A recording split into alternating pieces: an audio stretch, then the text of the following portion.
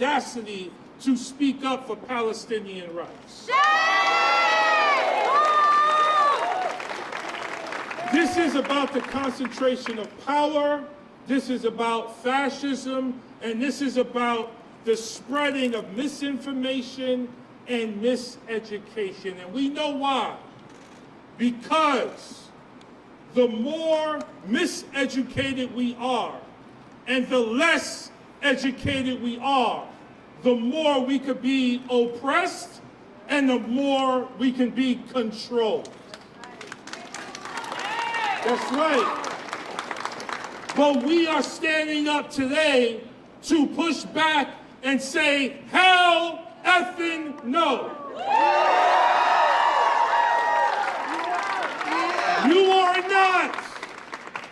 You are not going to oppress us, suppress us, miseducate us, or take our freedom of speech, or our right to assemble, or my humanity.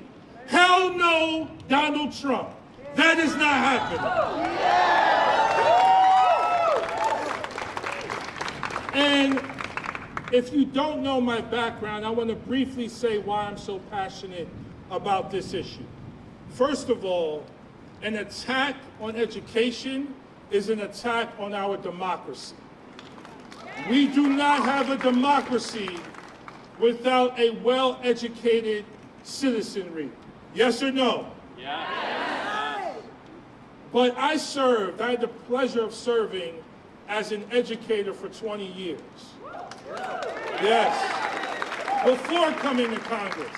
So I appreciate the reference to my doctorate degree in Dr. Bowman over Congressman Bowman, because I actually value Dr. Bowman over Congressman Bowman. But I worked in education for 20 years. I was an elementary school teacher in the South Bronx. I was a high school dean of students and high school guidance counselor. I was a middle school principal for 10.5 years. I worked in Title I schools my entire life.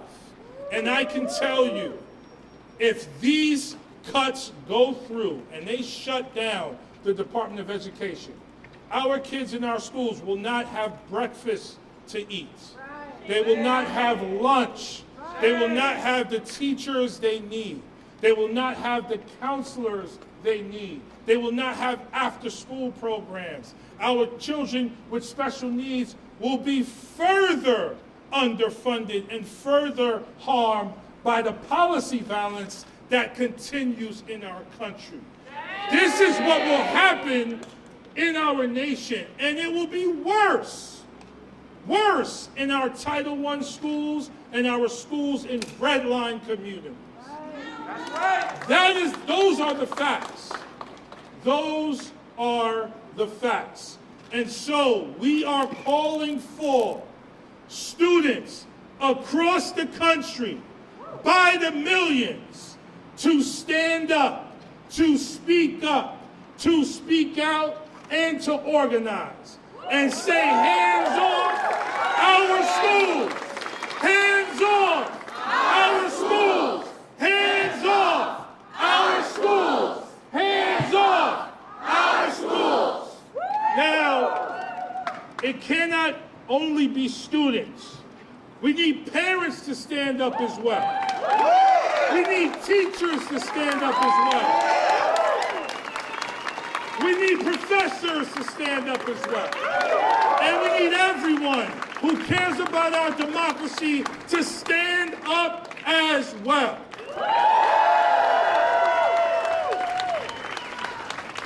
And yes, I understand the fear and the anxiety, but we have to find our voice and we have to find our courage. And one place to find our courage is together in community. So today is just the beginning. This is just the beginning of the movement our country needs to save itself. Because if we don't push back, fascism will win. And we cannot let that happen. Thank you all so much. Please continue to organize. Please continue to fight, because when we fight, we win. Thank you so much.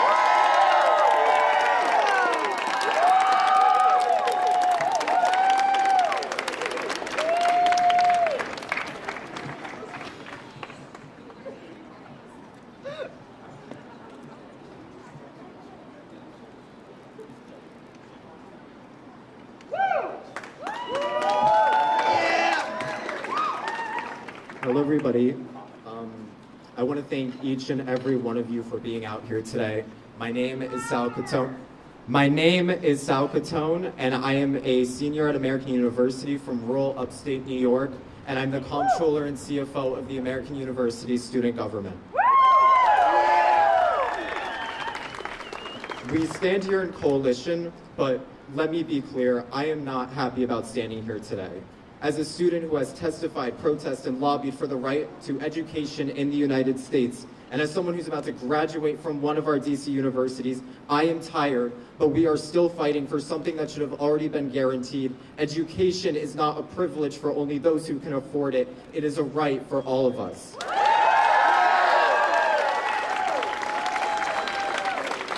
I come from a story of struggle. I lost my mother. I watched my father lose our small business during COVID. I know firsthand what it means to rely on federal support to go to school. I was fortunate enough to have the government subsidize my education. Like, imagine that. The government does have the power and has the money, our tax money, to fund our education as students in the wealthiest country on earth. Instead, we see resources that could be spent on financial aid be spent on kidnapping and arresting our fellow students and my friends. As a student with ADHD, the resources provided by the Department of Education didn't just help me, they saved my life and so many other disabled students' lives in the United States.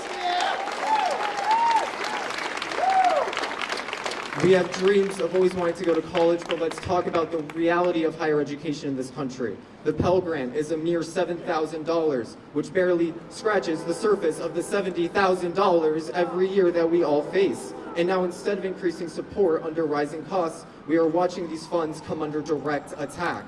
We are watching the threat of total privatization of our education creep in, putting profits and shareholders over students and turning education into an ideological statement instead of just giving us the freedom to just study, to just let us be and listen to us, as we are the next generation of leadership who will be the ones making decisions very soon.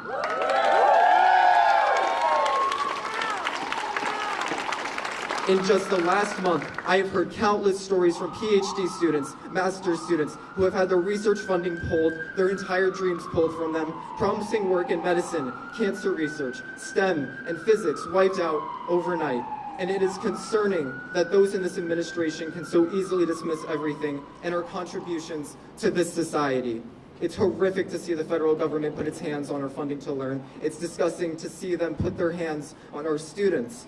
We are here because if the administration wants to even consider putting their hands on our schools, it should be to cancel student debt, increase the Pell Grant to guarantee that all students can attend our schools, transition away from fossil fuels, and invest money into our research, not some racist shareholder pockets. Thank you.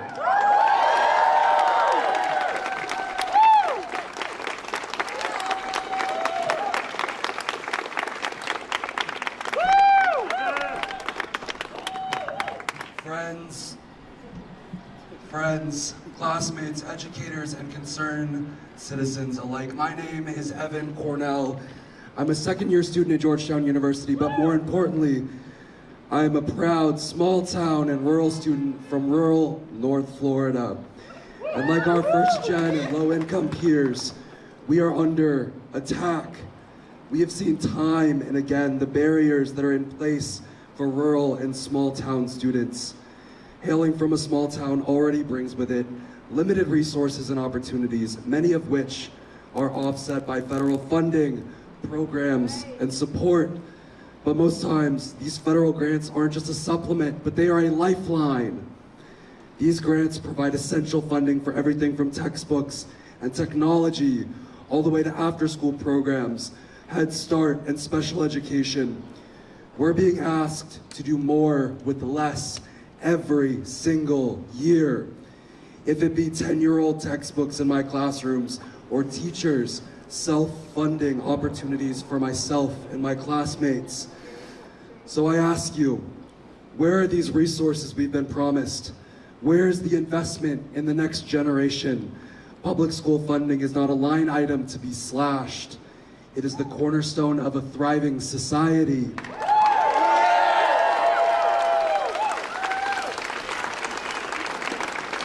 Some may hit back with, well, what about school choice?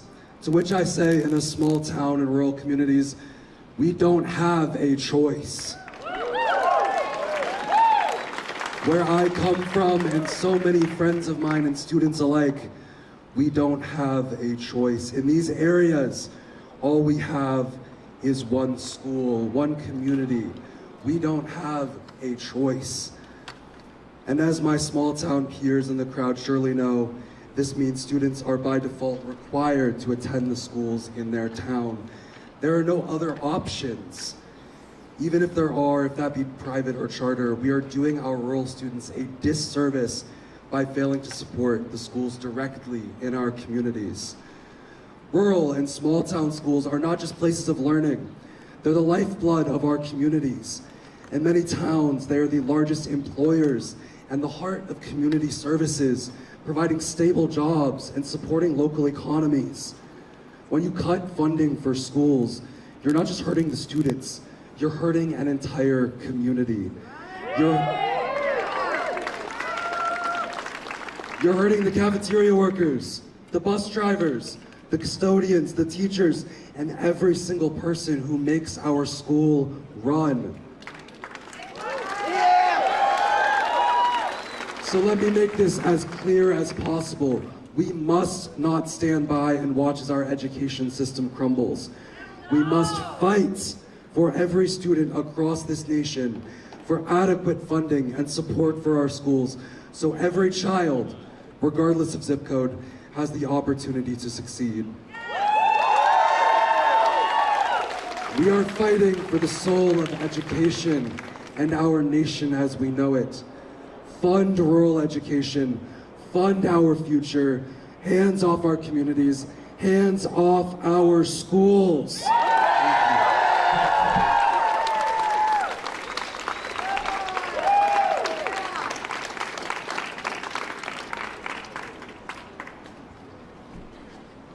All right, hello everyone. My name is Darius Wagner, and I'm the Student Body Vice President of Georgetown. My grandmothers were born before the passage of the Civil Rights Act of 1964 and the Voting Rights Act of 1965. They know of a time when segregation was the law of the land. And when those acts made segregation illegal, they lived through an era where schools were bombed and mobbed for integrating and promoting diversity and integration. Now, America, the same diversity is under attack from forces not too different from the ones that we've seen in the 50s and before. They want us to forget this dark past and the effects of it that remain so they can recreate it today. Clarence Thomas, a week after Brown v. Board of Education's 70th anniversary, rebuked the ruling and claimed that the court overstepped its authority. Clearly, he would have sided with the segregationists in the 1950s and is open to overturning Brown v. Board of Education today. And it does not stop there. 2 weeks ago, the president repealed an executive order from 1965, and now today, the federal government, quote, no longer explicitly prohibits contractors from having segregated restaurants, waiting rooms, and drinking fountains. And if you think it can't get worse, he's telling all schools from K through 12 all the way up to college that if they do not comply with his views and ban anything DEI, he will strip them of its funding. And let's be clear here, diversity, equity, and inclusion are just that. They are basic values of decency and empathy that give everyone a fair shot and make sure everyone is included. But cheats like Trump and Musk, they do not see that. With each acceptance and promotion, they question how someone of the complexion of my skin can reach the heights that we do and shatter the barriers built to hold us down. They are sick. And so what do? They lie about DEI, attribute it to any person of color, and use it to strip opportunities from people of color in marginalized communities. So let me paint this picture for what it looks like in colleges across the country. Schools are working to scrub cultural spaces and activities off their websites. Student-led affinity and cultural groups are fearful to hold events and post freely because the government views them as illegal. Academic departments are erasing language of diversity and rewriting programs to please the government. International students and professors are fearful of being swept up off the streets by the president's unmasked thugs for daring to oppose the government. America, you need to wake up. This is the government censorship that paves the road to dictatorship. And it is playing out live right now, whether you can see it or not. But guess what? We do not have to accept this reality, and we will not accept this reality. Now listen to me. If they are trying so hard to strip us of our voice, if they're threatening to deport us from our campuses and shut down our schools, then it is undeniable that all the voices we have, the voices we share in our classrooms, the voices we share as we engage in our cultural spaces, that they possess something powerful. They may try to take down our heroes from museums, paint over fairness in government buildings, tear up our plaza, and erase our presence in history. But look around you. They can never erase this spirit. They can never tame our flame of freedom. They can never present this beauty of diversity as an image of ugliness and division. Now, Mr. President, we know the ways of predators like yourself. You may try to bully and intimidate, but it will not work on our students. You will not silence us into fear. This is just the start, and it is a beautiful start. We will keep showing up. We will not back down. We will not stop until you leave our education alone and take your tiny hands off our schools. Thank you.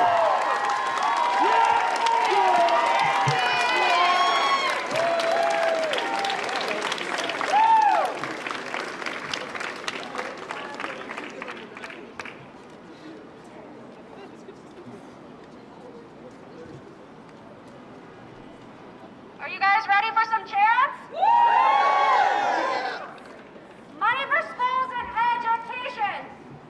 Money for schools and education. Not for Musk and deportation. Not for Musk and deportation. Money for school and education. Money for schools and education. Not for Musk and deportation. Not for Musk and deportation. Money for school and education. Money for school and education. Not for Musk and deportation. Not for Musk and deportation. Money for school and education. Money for school and education. Not for Musk and deportation. Not for Musk and deportation. Money for school and education. Money for school and education. Not for Musk and deportation. Not for Musk and deportation. The students united will never be defeated. The students united will never be defeated. The students united will never be defeated. The students united will never be defeated. The students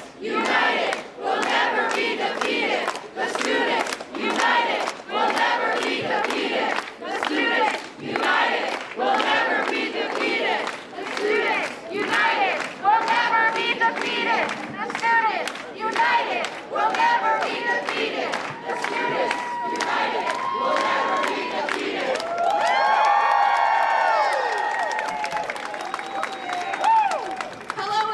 Can you hear me?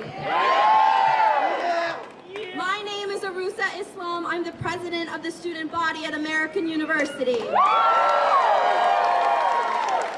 I would like to thank you all so much for coming out today to support our rally against the current administration's plans on defunding the Department of Education and attacking our freedom of speech. I feel so honored to be among such strong leaders and advocates fighting for what we believe in. I truly believe that education is power, that having the ability to learn in safe and supportive environments where curiosity is encouraged is a right that every individual should have in our country.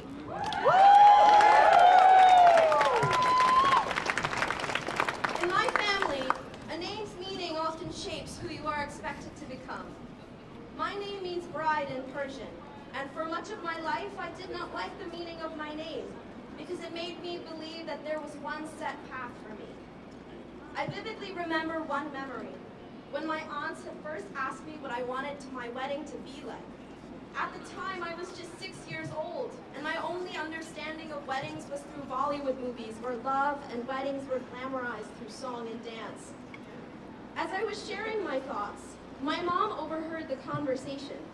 She stepped in, gently but firmly, and told them that they should be asking me what I wanted to be when I was older, what dreams I had of pursuing an education, of what job I wanted.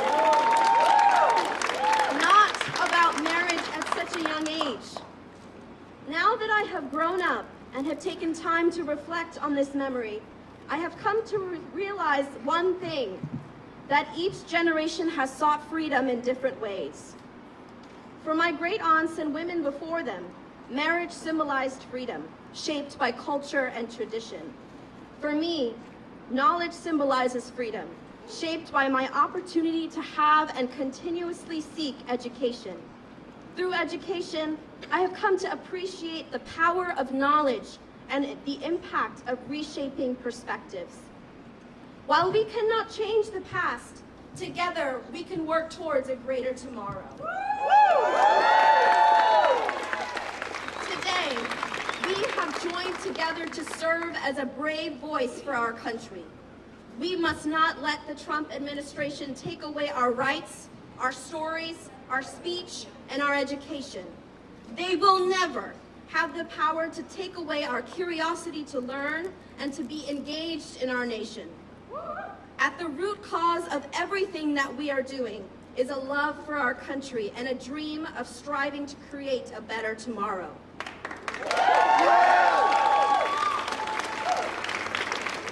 We must not be deterred. We must not be scared. We must stand courageously and stand against corruption and tyranny. We must not let hate win. I look across this crowd and I see a fire in your eyes that must never extinguish. We have to fight for what is right and fight for our freedom to dream. Thank you all for coming today to support our cause. The fight has just begun.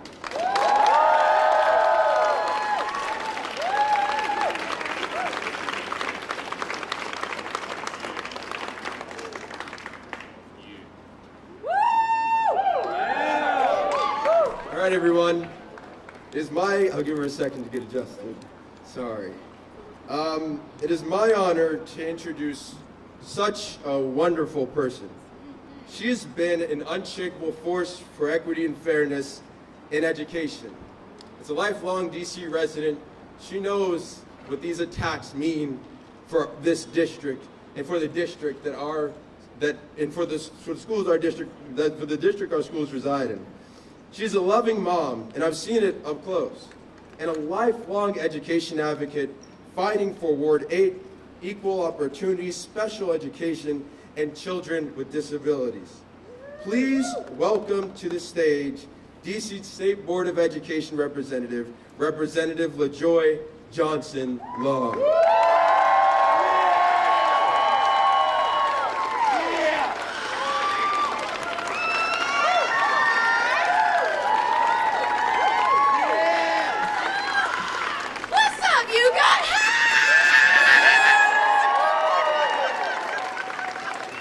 I love to see my Ward 8 folks in the room. So, what's up, you guys? Baby, y'all turned out. Now, a little plug real quick. I need all of you all to show up for my K through 12 students on Monday when we go to the Capitol because they're trying to shut the schools down on the DC level. I need everybody here to come on Monday at 10 o'clock. Darius, I'm gonna put it in the group chat.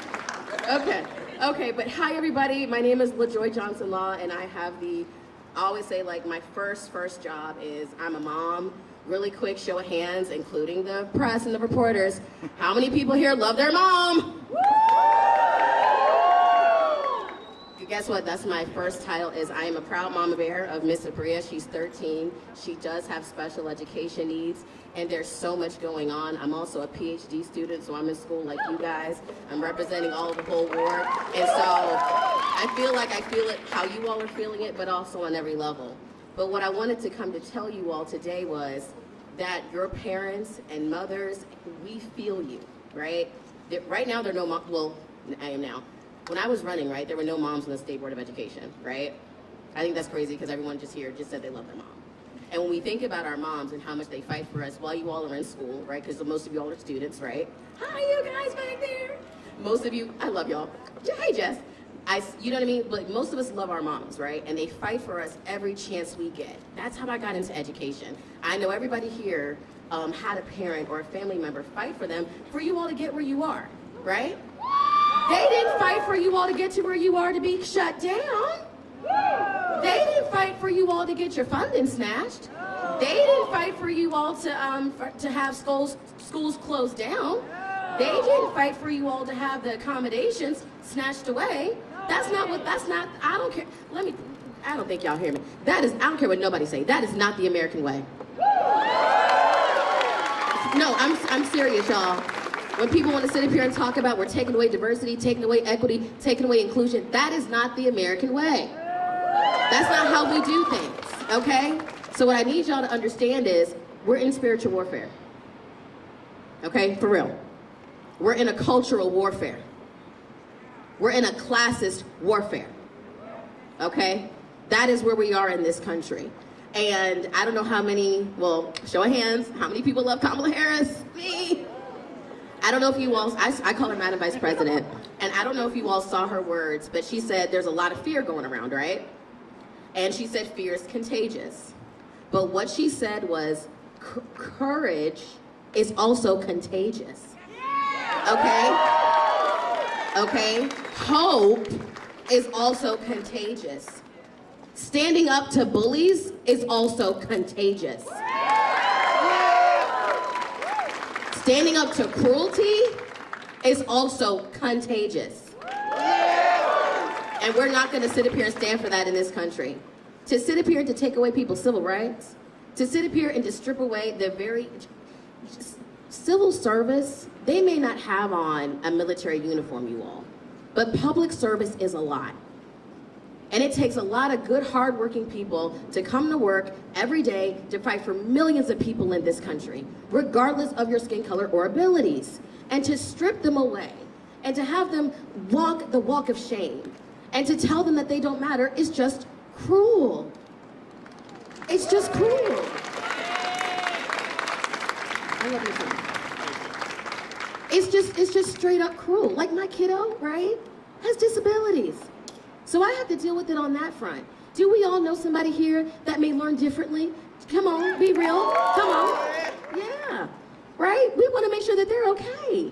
We want to make sure that they're protected. We want to make sure that they have accessibility. That's just a human right. That ain't got nothing to do with party. And we gotta go out here and talk to people. Being human has nothing to do with a Democrat, a Republican, an independent. Look here, I don't care if you're purple. I don't care if you're white. I don't care if you're orange, burgundy, blue, or purple, or yellow. I do not care. Humanity is what's at stake. Accessibility is what's at stake. Making sure people can pay their bills. Making sure the students, y'all have something to eat and pay your bills. I know y'all love y'all schools, but guess what, baby? It ain't free. We don't. Baby, it ain't free, okay? This PhD, Miss LaJoy is getting ain't free, baby. Baby, I need my Pell Grant, okay? No, I'm dead serious for real, y'all. Like, they need to stop coming at those Pell Grants for real. But seriously, like, we all have bills. We all have things that we're trying to do here. And what we are doing, what they are doing, and what is happening in this country is not okay. So the fact that all of you showed up here on a Friday night, it's beautiful, by the way, too. Isn't this beautiful weather? Yeah. Beautiful weather. The fact that we showed up here on a Friday night at 5 o'clock, especially as our young people are here, y'all could be anywhere. You guys could be partying. We could be having a good time. Now, I know this is a rally, but I still think we should be singing and dancing. That's just me. Because guess what? It's a celebration. What you all are doing is a celebration. What you all are doing is a show of democracy. What you all are doing is a show of humanity. What you all are doing is making sure that, hey, we are gathering together, we're uplifting each other, and guess what? You're fighting for other people who may not have the chance to be here, who may not have the capacity to come out here to fight. So you all represent millions and millions and millions of students across this country. So I'm proud of you all. They didn't give me a time limit. Do I have a time limit? I don't have a time limit?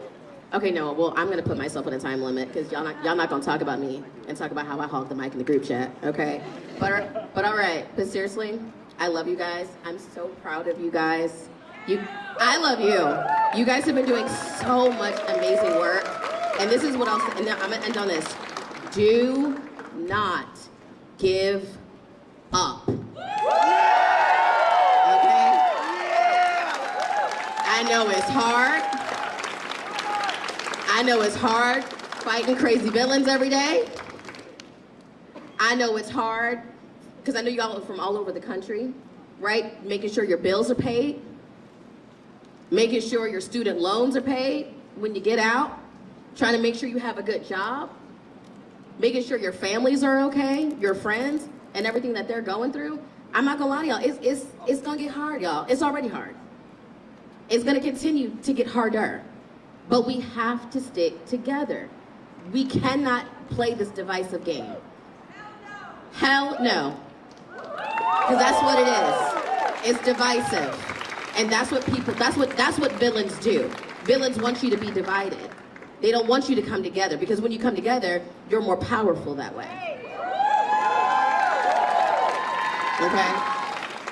Hey, I watch the Disney movies. I know what the villains look like. Okay? Now I can talk about some people, but I see Victor back there, and he's gonna tell me, "Ma'am, we got things to do. Don't be calling people out by names." Y'all see him laughing? So I won't. But we know who the villains are, and guess what? Sometimes those villains are right here in our own community, for real. And we have to let them know we're not standing for cruelty, okay? We're standing for humanity. We're not gonna give up. I know it's hard. Do not give up. All right? All right. Now, I see so many different signs. Really quick, everyone, I want to see. Hold up your signs. Let me see. Yes! All right, we got to protect. All right, on 3. Protect our schools. Come on. Protect 1, 2, 3. Protect our schools. I love you guys. All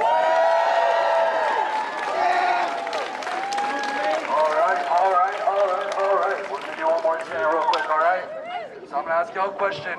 And the answer is our schools. All right, ready?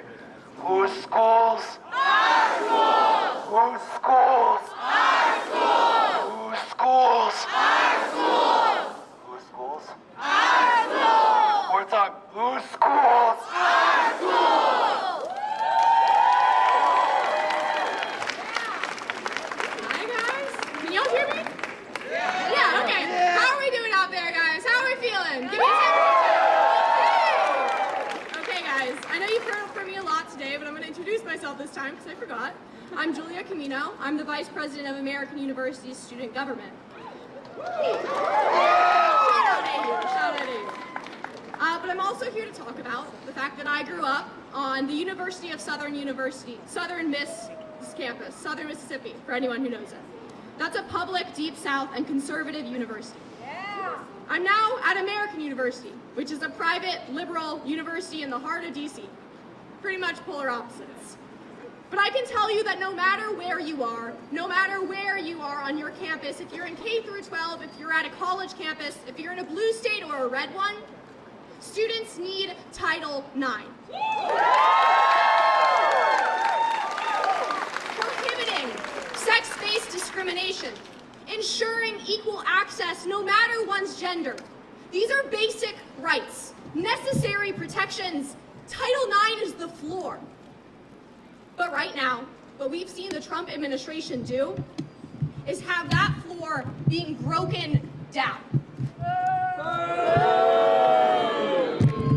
I want to take a historical perspective here, because we have to understand that these protections we have through Title IX, these are rights that we have now. They are both deeply rooted within our democracy and our history, but they're also newly achieved. Title IX was enshrined into law 53 years ago. To some of us, that might sound like a long time, and it might sound like that's invincible, but Roe v. Wade was decided just a year after Title IX was passed. Roe fell 2 years ago. Roe's fall shows that these rights are not invincible. Roe's fall shows us that there is a conservative attack on our rights. It's coming from forces that are trying to continue to oppress the marginalized communities and the most vulnerable communities in America that have always been under attack. As I was writing this speech, I was thinking about a quote that I heard a lot growing up. William Faulkner, for any Southerners in the crowd, I'm sure you've heard of him. He said once, to understand the world, you must first understand a place like Mississippi. I see more and more of Mississippi here in D.C. every day of this administration. I see more and more of these attacks, and while no, the Trump administration cannot and has not unwritten Title IX from law, it has been stripping away the funding, cutting the federal jobs, and attacking the Department of Education that makes sure that Title IX is actually enforced. They're trying to put us down! I want to be clear about what that actually looks like if Title IX would be taken away.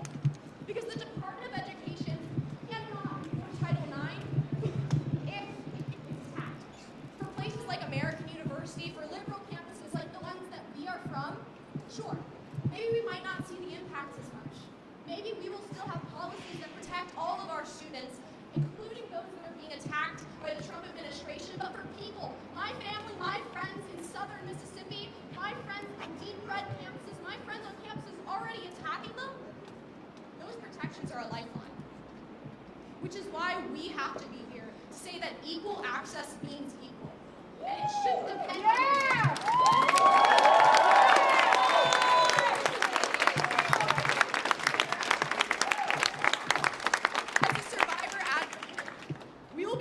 to tell you that Title IX has never been perfectly implemented. We are the first to tell you all of the issues with Title IX offices on our campuses, and we will also be the first to tell you that attacks nationally on Title IX, those are attacks on people's lives. And that's why having the Department of Education act as a check on implementing Title IX and having Title IX compliance is so important. Because look at American University just down the road. American University had a complaint filed against it in 2016 because it was not complying, not allowing students to have their rights. If places like American University will attack students' rights, it'll happen everywhere. And it is only if we have the Department of Education that we can hold our universities accountable.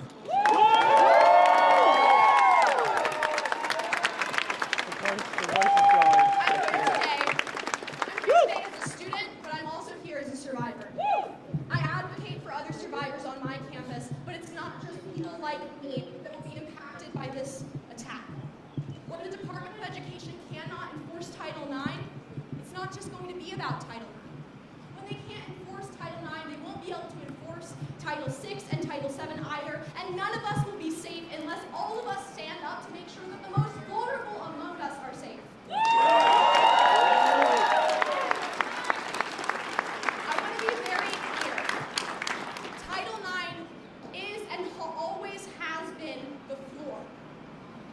These attacks on the Department of Education is the the only thing that's stopping us from falling through that. So, hands off our schools! Hands off our schools! Hands off our schools! Thank y'all.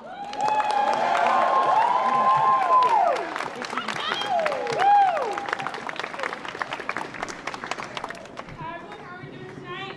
Good? Can y'all hear me back there? Yes? Yes? Okay.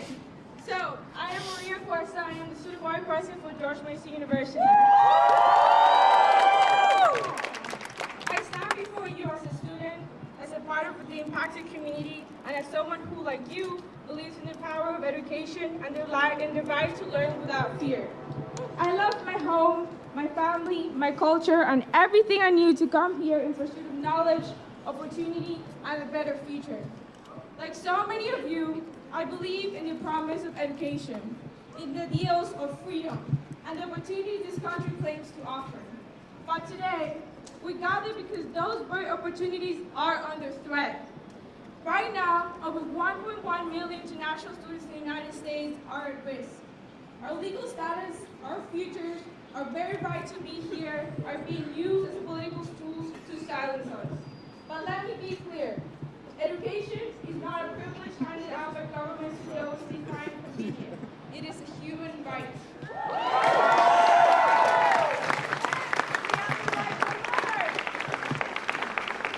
One that transcends borders and belongs to every student, regardless of where they were born. We came here because we believe in the power of education. We came here because we wanted to contribute to research, to innovation, to communities, to this nation's progress. And yet, instead of welcoming us, policies are being designed to make us feel unwelcome, to push us out, to tell us we do not belong, but we do belong. We belong in these classrooms, in the research labs, in these student organizations, and in these communities. We belong here just as much as any other student.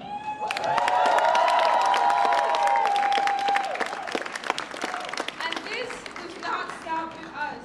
Attacks on education extend far beyond international students. They target special educational programs, grants for low-income students, research funding, and civil rights protections. Almost a third of undergraduate students rely on Pell Grants to afford college. Over 7.5 million public schools students receive special education services. And every year, thousands of civil rights cases in schools are resolved through the Department of Education. Yet, all of this is now at risk. We demand that Congress takes action. We demand that they preserve and strengthen the Department of Education, ensuring that it continues to protect all students regardless of nationality, race, gender, or status.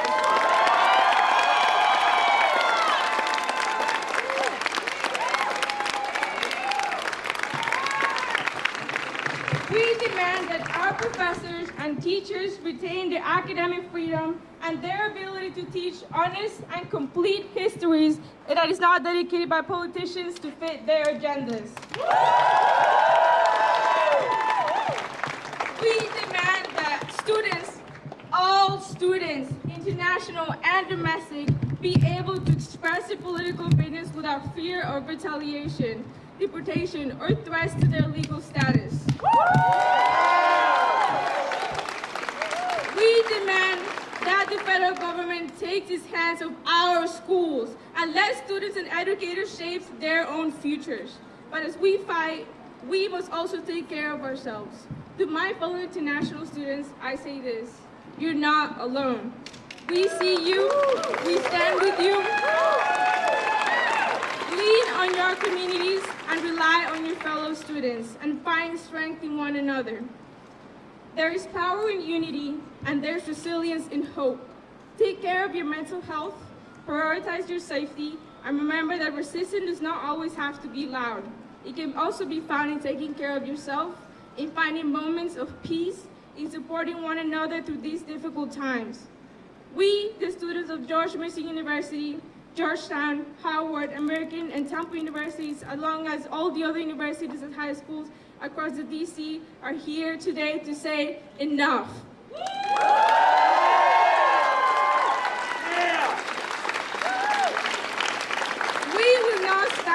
Lastly, while our education system is stripped of its integrity, its diversity, and its freedom, we will fight back against these unconstitutional attacks on our institutions, on our free speech, and our ability to learn in an environment that embraces us all. We are not just fighting for ourselves, we are fighting for every student who has ever been silenced, for every student who has ever felt unsafe or welcome, for every student who dreams of an education free from political interference. And we will not stop, not today or ever.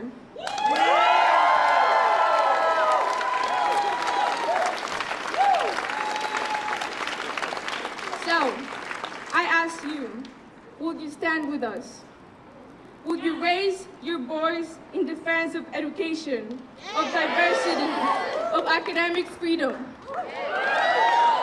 Will you fight for a future where students, not politicians, shape the culture of our schools? If we stand together, if we remain persistent as those before us have, we will win. Hands up for schools, hands up for students, hands up for future. Thank you, everyone.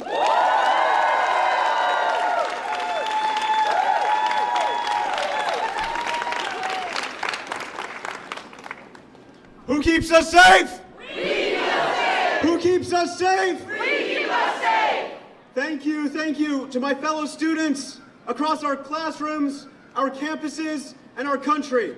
Thank you for being here to say, hands off our schools. And a special thanks to our friends at GUSA and across DC for being the backbone of this beautiful rally. It's impressive and heartwarming to see so much solidarity with students. My name is Caden Wime. I'm the board president of the Task Force for Democracy. We're a national student-led organization building across class and culture to demand a just and inclusive democracy for our generation.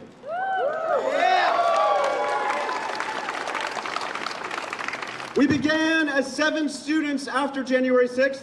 We came together because we understood that to pull ourselves back from the footsteps of fascism, we had to organize our generation to demand democracy.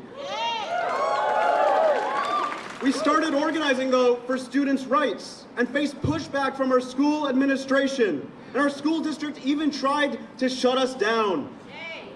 But were we silent? No! As the threats to democracy evolved, so did our mission. We became a national nonprofit fighting corporate money in politics, organizing students under autocracy, and resisting Project 2025. We're not satisfied with education or the democracy we're told we have, one of corporate cash in elections, one without labor protections, and with gerrymandered districts and red lines that increase electoral and learning disparities. And we're fighting in the state houses and in the streets to demand the democracy we deserve. I say this because our movement was possible because of our education, the one we received. Even as high school students 4 years ago, we knew we could advocate, organize, and call for systemic solutions for our democracy's most pressing challenges. Education taught us that we were part of a broader context of young people who had stood up against insurmountable odds. We were told of the stories of the young John Lewis and the Student Nonviolent Coordinating Committee. We were taught that no matter how young, we are the energy and passion behind the successful social justice movements of our age.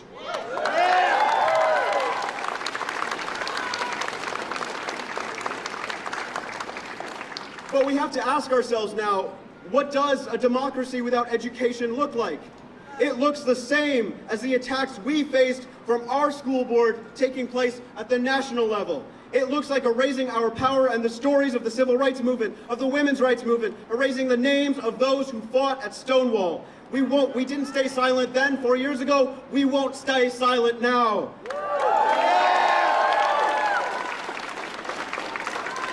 The corporate class knows how critical it is to captivate our classrooms. For decades, the Heritage Foundation For decades, the Heritage Foundation, the author of Project 2025, poured money to uplift school boards and curriculums that promote a whitewashed, authoritarian, and anti-free thought agenda. We've been seeing the effects already. In my hometown school district in Arizona, textbook chapters about voting and civil rights movements are barred from being taught. In Florida, book bans have become so excessive that some teachers feel safer placing caution tape over their libraries than facing retaliation for letting their students learn. Shame. Shame! We are seeing it as college students are forcibly removed from their campuses and homes, crying out as they're abducted because they dare speak out against global injustices. Their intention is to create a generation that knows no academic freedom, a generation that was never taught to question and rise and resist injustice, a generation not of free thinkers, but of passive workers. This is about Trump and McMahon lining their pockets of their corporate contributors by putting our education, our democracy on the line. We have a great school of education at American University. Yes, give it up for them. We have a great school of education at AU, and before I conclude, I want to quote something one of our students there told me. The goal of fascist regimes across time and place is to cultivate an uneducated, apathetic, and disempowered public. Just like our criminal justice and immigration systems, our education is a fertile testing ground for fascism. Maybe you're not a student or educator, but what you let them get away with in K through 12 or on college campuses will soon be weaponized against you.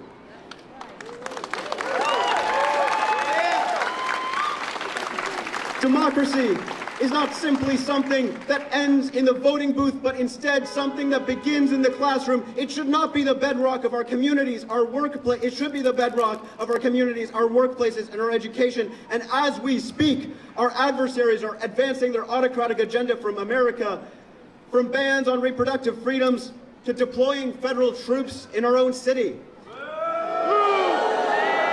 And we, the students, we will resist, not out of fear, but out of faith. Faith in a democracy that belongs to the people and an education that belongs to the students, not the corporations, not the power-hungry interests. A democracy that's founded on liberation, not oppression. One that's rooted in dignity and diversity, not despotism and despair. And one that is strengthened by the solidarity of all who are vulnerable. We're still in the first 100 days of the Trump presidency. And as you know, everyone says that what the president does in their first 100 days will set their tone for the next 4 years. But I want us to reject that notion today, because what we do now, how we rise and organize in the next 100 days, that will define our fight for the next 4 years. Trump and McMahon think that this past election was their mandate for our suppression, but if this election was anything, it was our call to action to remedy the systemic injustices that have brought us here in the first place, to fight for our future, and to build the democracy we deserve. So I have two messages to conclude. To school administrators, do not cave to the Trump regime. Do not comply like Colombia did. Take a stand and link arms with us and be remembered as institutions who did not what was easy in the face of tyranny, but institutions who did what was right.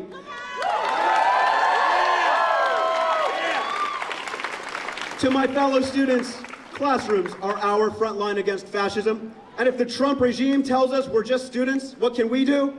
Let us remind them that in Serbia, in Chile, and in Bolivia, despots and dictators were not brought down by time or age, but by the strength of our peaceful, unified student movements like ours.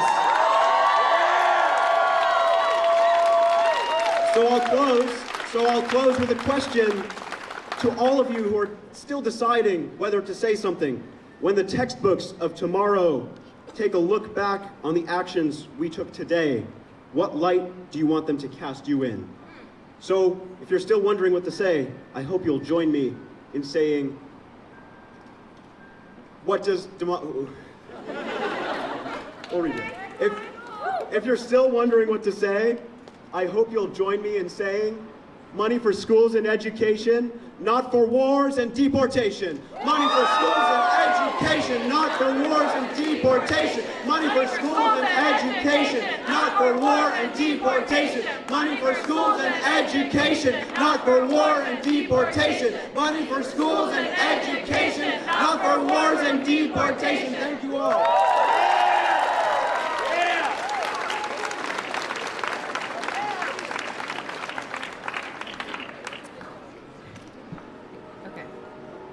Good afternoon, everyone. My name is Rauda, and today I stand here proudly as a Georgetown University student.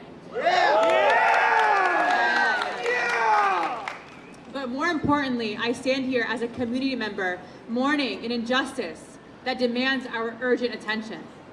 On Monday, March 17th, I had class with Dr. Badr Khan Suri until 6:30 p.m. Later that night, he joined our community for iftar, breaking his fast alongside us. While standing in line, waiting for food, he was engaging deeply with another student about the importance of protecting himself publicly in response to Mahmoud Khalil. Little did he know, later that same night, after peacefully praying on the on-school mosque, he would be abducted and forcefully arrested outside of his apartment building. What was his crime? Being married to a Palestinian woman and having the courage to openly oppose genocide and injustice. I've known Dr. Badr Khan for 3 years. To say that he's a pillar of our Georgetown community doesn't even begin to capture who he truly is. He has always been a familiar face, bringing warmth and wisdom wherever he went. Badr, his incredible wife, their beautiful children became fundamental parts of our community, our family. His kids who mirror his compassion and resilience reminded us daily of the kind man he is, one who was dedicated to justice, love, and kindness. Last Ramadan, Badr was breaking fast with us, sharing meals, praying beside us. This Ramadan, instead, he sat unjustly confined in a cold jail cell, far away from his loved ones, away from the community that cherishes him so deeply, and it breaks our hearts to know this. I am also currently enrolled in his class, Majoritarianism and Minority Rights in South Asia, a course explicitly about confronting racism and the cruel oppression of Muslims in India. Badr taught us courageously to challenge injustice and to speak truth to power, precisely the values for which he is now being punished for. I spoke recently to his wife, and she shared with me the last few words Badr spoke as he was being taken away. He didn't cry out for himself. Instead, he said, "Take care of my students, make sure they are okay." That's who Badr Khan Suri is, a selfless teacher, a caring friend, a loving husband, and an exemplary father. Today, opposing genocide makes you a threat. Today, speaking truth makes you a target. Caring about human rights and freedom of speech puts you in danger. If we don't stand up now, if we don't say enough is enough, they will not stop. Trump's administration and those who support these relentless attacks on our education, our diversity, our freedoms will continue, emboldened by our silence. Today it's Badr Khan. Tomorrow, who will be taken away from us? Who else will be labeled a threat simply for standing up against injustice and oppression? We must not live in fear. We must recognize that the threat is real and present. We must raise our voices louder than ever, stand shoulder to shoulder, and demand justice. We demand the immediate release and freedom of Badr Khan Suri, Mahmoud Khalil, and everyone else who has been unjustly abducted and imprisoned.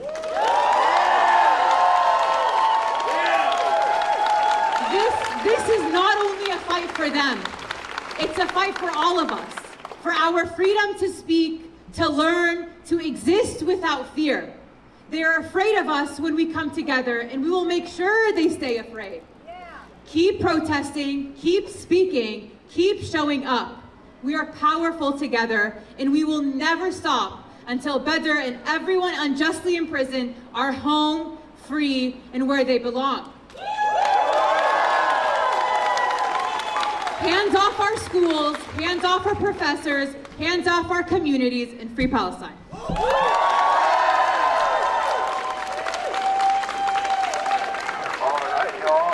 So we all see this building behind behind us, right? The DOE. We're gonna do another chant. Give us back our DOE. You can't take free speech from me. Give us back our DOE. You can't take free speech from me. Give us back our DOE. You can't take free speech from me. Give us back our DOE. You can't take free speech from me. Give us back our DOE. You can't take free speech from me.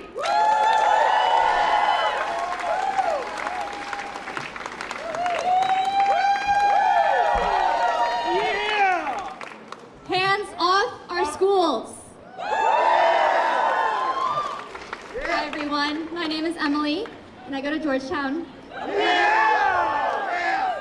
Let me first say, what we've built here is monumental. We are students united, standing up for our education. We've come together in a truly historic coalition, even though many of us might be feeling scared. I'll be honest, I feel scared a whole lot. As a kid, I never spoke up or even spoke at all.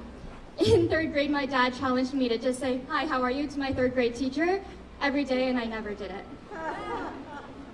Obviously, something changed because I'm up here yapping at you right now.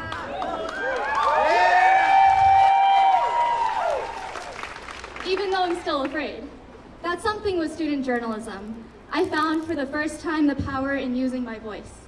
I found freedom in writing and speaking for the student community, and I found a sense of belonging in the public conversation. We, the students, are here today using our voices. It's more than a First Amendment right. It's who we are. It's how we build community, how we challenge ideas and stand up for what we believe in. Well, free speech is fundamental to learning, our growth, and now to our ability to fight back. We'll speak out loudly until our rights and our freedoms and our schools are free from government meddling. Isn't that right?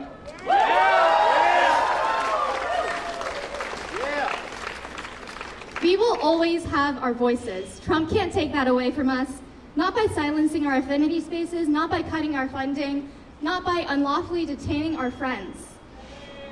Look around. Together, we're unstoppable.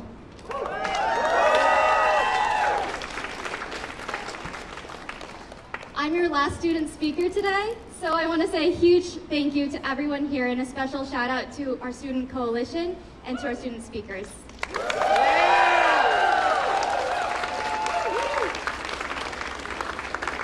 Each and every one of our voices is needed. Today we showed out in force. Tomorrow we'll be even stronger. We plan to keep growing our coalition, so please join our table up here later. Add your contact info, we have QR codes, and we'll stay connected. Now it's my honor to introduce our final speaker, Mary Beth Tinker.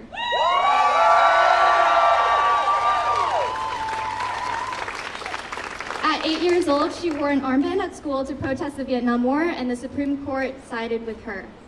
Tinker v. Des Moines is a cornerstone of First Amendment protections in a landmark Supreme Court case that you all might have seen in your history textbooks.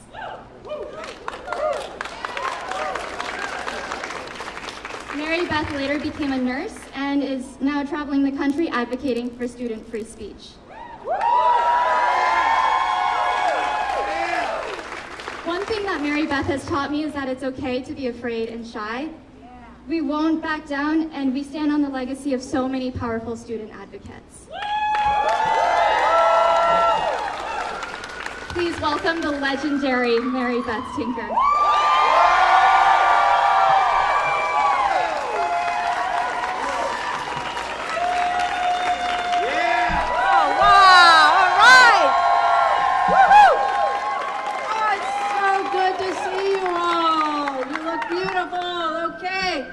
And thank you to the students for organizing this. Yeah! I think some greedy billionaires that just kicked a hornet's nest, and we're the hornets. Yeah. We're not going to sit back and watch the rip-off of our schools and our healthcare system. Shame. And our efforts for a cleaner climate. Shame. For all of the things that we need, that we have paid our taxes for. No. Are we going to stand by and watch this? No. Never, never. And you know what I found out? It's a good way of life. Yeah, we get to meet each other and speak up, and it's good. We're not going to always win every little thing, but we're going to win in the end. Do you think so? Yeah. We're going to win, and thank you so much to the students, to all of you. It's always been students who have been in the lead, speaking up for justice and speaking up against injustice. And I found out it really helps me deal with the anger and the grief that I feel. Yes, I feel grief. I'm grieving right now because some of these corrupt senators and Congress people are not standing up for you. They're not standing up for students.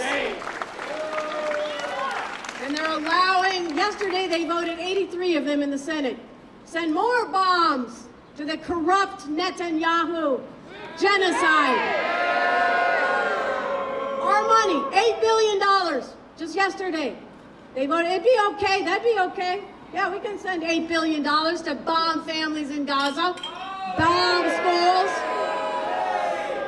schools in Gaza, bomb hospitals, kill over 1,000 healthcare workers, hundreds of journalists, free speech. Because we're thinking about not only students in our country, but students all over the world. And I assure you, you are joined not only through history, with all the people who you are standing on their shoulders, other students through history, but also all over the world. You are joined by students all over the world who are speaking up for justice and for equality and against racism and against the suffering that happens when some people have billions and some people have nothing. So I am heartened to know that you are here today and to be here with you. And yes, we do build community, and it is so important. And I am heartened by students speaking up at Columbia University, chaining themselves to the fence at Columbia University and speaking up for their fellow students who have been kidnapped and detained unfairly and who are speaking up against ICE. Shame. And I am heartened by students in New Jersey, 500 high school students, who did a walkout last week for their teachers.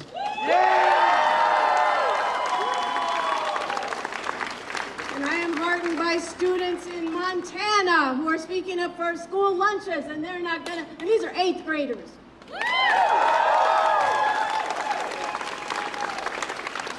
Students who are speaking up for foster care students, and rural students, and LGBTQ students. The majority, as it turns out, of cases at the Civil Rights Unit at the Department of Education have to do with disability rights. Yeah. Students are speaking up for disability rights, and I am so heartened to hear that and to know that. It means so much to me to know that students have a heart, and not only the heart in the sense of justice, but also the energy and the will to take action.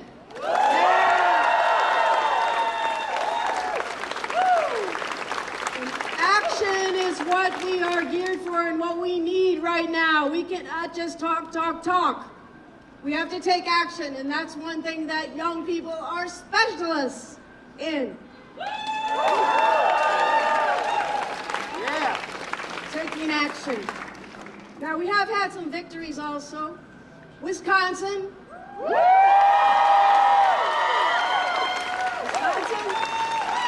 The voters there rejected these billionaires coming in and trying to buy the Supreme Court. Shame. Who do they think they are? These people have their damn nerve. But a really exciting thing about Wisconsin also was who won the superintendent of schools in Wisconsin.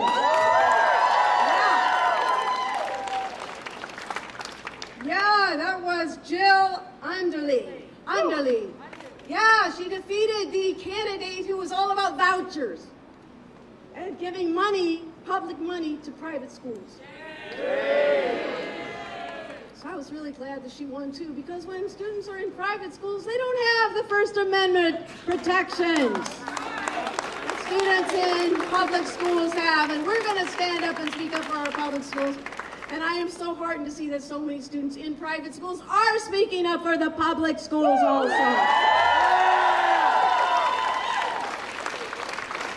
Yes, it's very good. And students through history, you are joined with students, the Birmingham Children's Crusade, 1963. Those students would be here with you today. Students who stood up for racial justice, like students are doing right now all over our country, right here today, speaking up for racial justice. And being told, no, you can't do that, you can't do that. And it is the same forces that are here today that were here then. But those students didn't back down. 2,000 black high school students in Birmingham, Alabama, protested and rallied and sang songs like, "This little light of mine, I'm gonna let it shine. This little light of mine, I'm gonna let it shine. This little light of mine, I'm gonna let it shine. Let it shine, let it shine, let it shine." Yeah, they kept shining. They kept letting their little light shine. They didn't stop. And the white supremacists, dressed in their white hoods and well, they don't dress like that nowadays, that much. Now we have white supremacists, and many of them are up in our Congress right now, but they just they wear normal clothes now. They just wear suits and ties, dresses and skirts. They don't usually wear that whole white thing with the hood and all that. No, but they're still white supremacists. But those students in Birmingham, they didn't back down. They didn't stop. So what did the white supremacists do? They bombed their headquarters. The 16th Street Baptist Church. 4 little girls were murdered. Cynthia, Addie Mae, Carol, and Denise. They were 11 to 14 years old. And I was 11 years old when I heard about that, when someone came by our picnic up in Des Moines, Iowa, and told us kids about that. And that's when I learned there is a risk. There's a risk for standing up. But I find it's a good way of life anyway. There's a risk, but it's so worth it. And the next year, yes, I'm glad someone mentioned the Student Nonviolent Coordinating Committee, SNCC. And they stood up for voting rights for African Americans, and they were called to Mississippi by heroes like Fannie Lou Hamer and Ella Baker and Robert Moses, and the 700 students went to Mississippi. They were brave. They knew that our democracy could do better. That's the power of young people. You see through the hypocrisy, the BS. And they went to Mississippi, and they were brave and courageous, and they were being threatened by the white supremacists. And immediately 3 of them went to investigate the bombing of a black church, and they were kidnapped and murdered. Andrew Goodman, James Chaney, and Mickey Schwerner disappeared. That fall, black high school students in Mississippi, they didn't accept that. They didn't sit by quietly and watch it. They went and protested at their high school. They wore buttons to school that said, "One man, one vote." And then the principal said, "No, you can't have that kind of controversy in school." They didn't shut up. No, they kept speaking up, and they started a lawsuit called Burnside, and they won their case at the appeals court. And the appeals court said that if you use your free speech rights in school, you have a right to do that. Yeah. Wrong, and they said, yes, all rights have limits. You cannot substantially disrupt school with your free speech rights. And that would turn out to be the standard in free speech today in schools, because of these brave students in Mississippi speaking up against racism. That is the standard right now today in schools. But it didn't cover the whole country then. That would happen a couple of years later, when several of us wore black armbands to school. We were inspired by those other children, those other kids who came before us. But that year, 1965, the Vietnam War was building up. And we spoke up and protested the atrocities of the Vietnam War, just like students are protesting the atrocities in Gaza right now.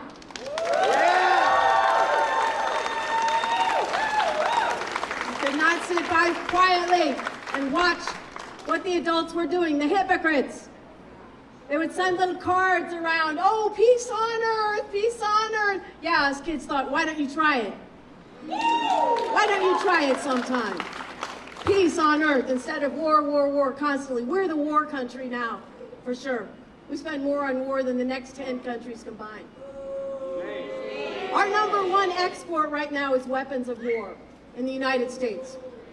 Oh, but we don't have money for our schools. We don't have money for healthcare. We don't have money for food, healthy food for our kids.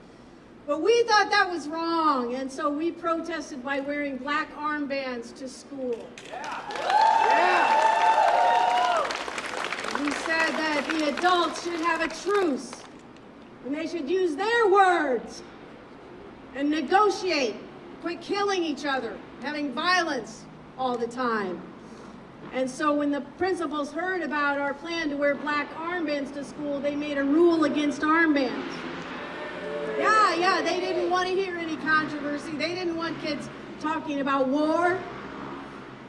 And so 5 of us got suspended, and the American Civil Liberties Union came and helped us and took it to court, just like the students in Mississippi had gone to court.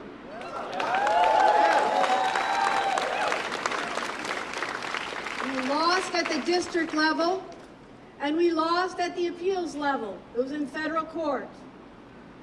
But right before we lost at the appeals level in Iowa, over here in Mississippi, the students won their case in Mississippi at the appeals level.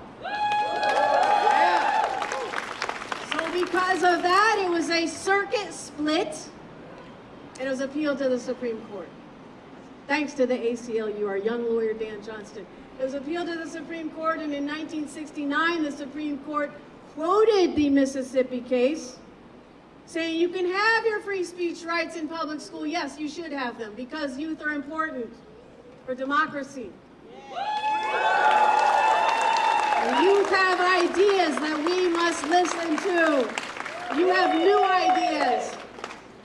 And the Supreme Court said that schools should not be enclaves of totalitarianism. And sometimes students have something to teach their teachers. And actually, they added the word teachers too, because students' rights and teachers' rights are connected. And there are many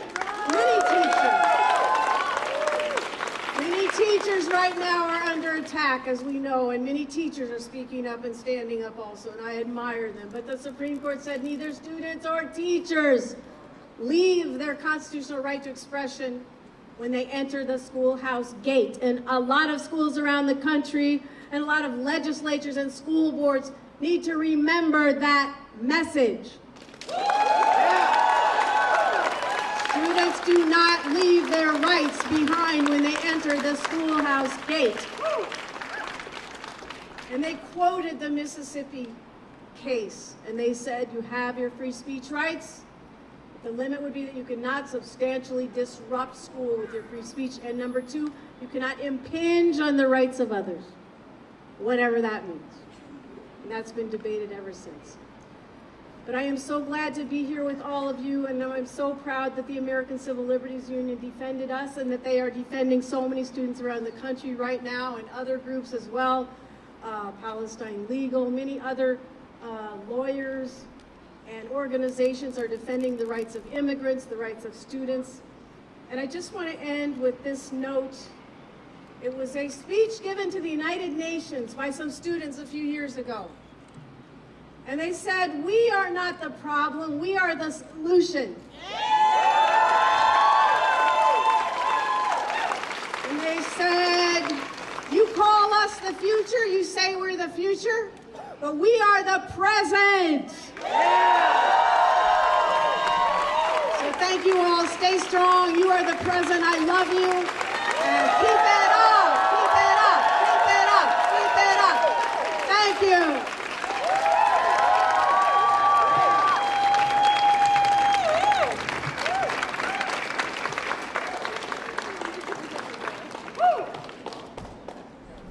Okay, so thank you all for coming. We have one more chant to do after this, so don't leave. But I just wanted to say thank you again for showing up. This is so critical. We are standing up right now for our rights and for our freedoms and showing them that they can't silence us. And we're here again for everyone who couldn't be here as well. And so I wanted to say that too.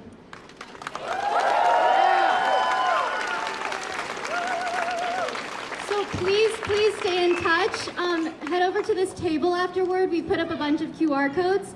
And if you add your email address there, we'll inform you about future actions you can take. The Student Coalition is going to continue growing, continue to go strong. So thank you all. We're going to do one more chant. All right, we got one last one for y'all, one last one. We're gonna end off with our message from the very beginning. First of all, hell nah. And second of all, hands off our schools. Hands off our schools. Hands off our schools. Hands off our schools. Hands off our schools. Hands off our schools. Thank you all so much.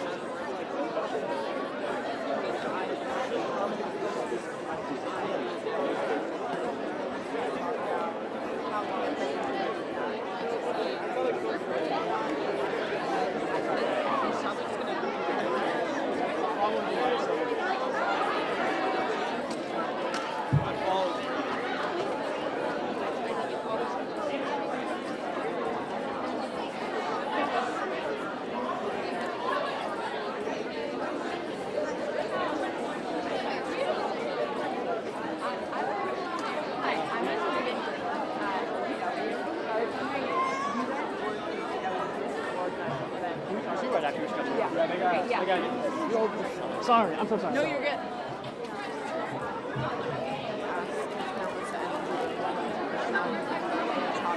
More about how this is reacting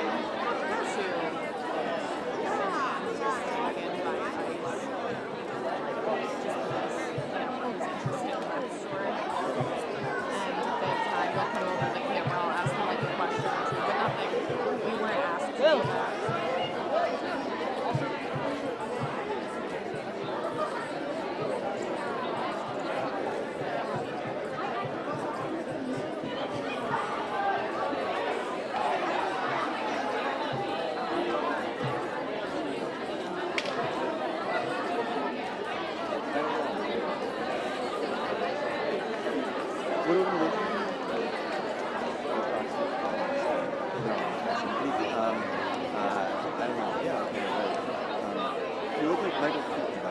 I'll just say that. I once said something when you were passing by, but it didn't feel that. Do you get that a lot? I've heard it, yeah. Yeah, okay. I'm glad it's not just me. Oh, no. Yeah, no.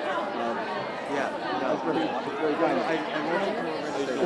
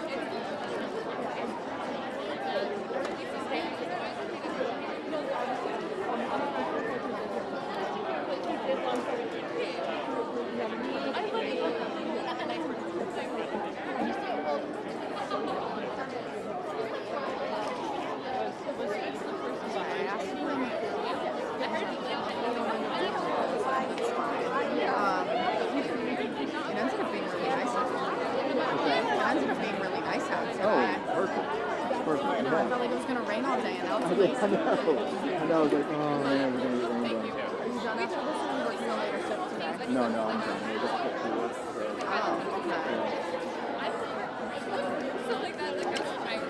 But I'm so glad the weather is nice. That's a bonus. How about yourself? Are you done? Are you after this? Or you have to get I usually go through the transcript and send out a couple quotes for a few blogs, but other than that,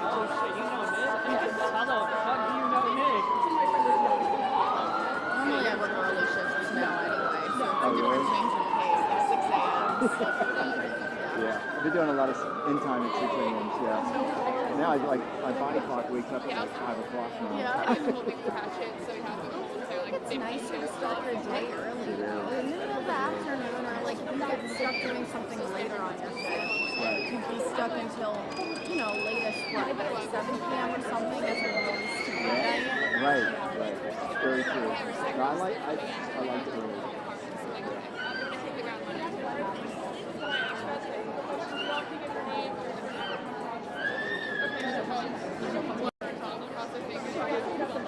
Okay, so how did you ever think that if you practiced one evening?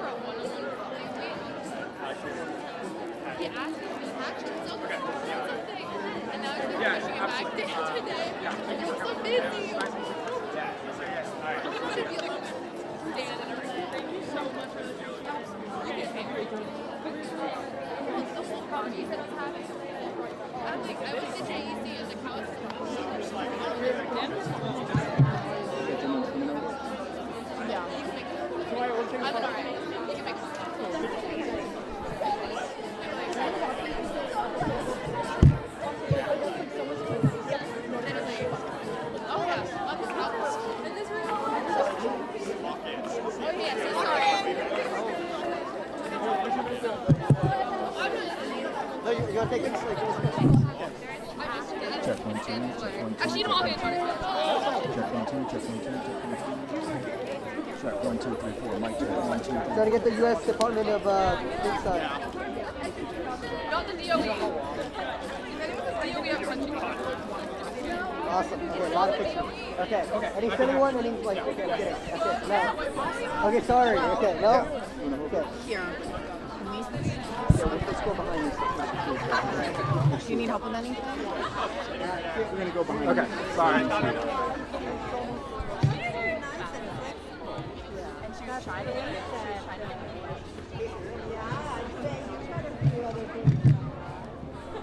Put you on this side here. Okay, perfect. And then you'll tell me if you would maybe come stand. You stand somewhere about right here. Okay. Take your time. Take your time. So, we're going. Yeah, so your mic can be somewhere just right up in here. Yeah. And you just look at her, just ignore her. Yeah. Hang on one second. Start out by spelling your name. Yeah. First and last. Or just, Yeah, Asher Maxwell, ASHER MAXWELL, and you said title? Yeah. Okay. My official title is press coordinator for the Georgetown University Student Association, which is our student government. Yeah, mostly just a student. All right. So, you said you're regional Missouri. Yeah. And a federal judge is set to consider motions to release this fellow on bond while litigation continues. What has it been like on campus? What does the narrative say regarding this fellow among undergraduate students? Yeah, I mean, I would say that on our campus it's really created a climate of fear because it just came out of nowhere that his status was changed and then ICE came to detained him. And I think it was just really kind of a shocking thing to hear about, that somebody had come to our campus and detained a student who was, or a graduate fellow who was here legally just because he expressed views that the Department of State and the Secretary of State didn't agree with. And for us, I think part of planning this rally today was that we just thought that was in contradiction to the values of free speech that we hold so dear in our country, and that it also was having really detrimental effects to our community and made us feel unsafe, uncertain, and felt like there were, processes that were evading the law and kind of distorting the law. I think that, from what I understand about the case, it was a complete reinvention of what the law meant that they used to try to detain him. And so I think that it really creates a lot of fear on our campus because I think for us, and especially for international students, the feeling is that they could do that to anybody just for expressing an opinion that the Trump administration doesn't agree with. And so, I mean, I would say that in terms of this case that's pending, the vast sentiment on our campus is that he should be freed and that the detention was unlawful and wrong in the first place. And what has the university done to communicate with all of you about what's going on and keep you in the know?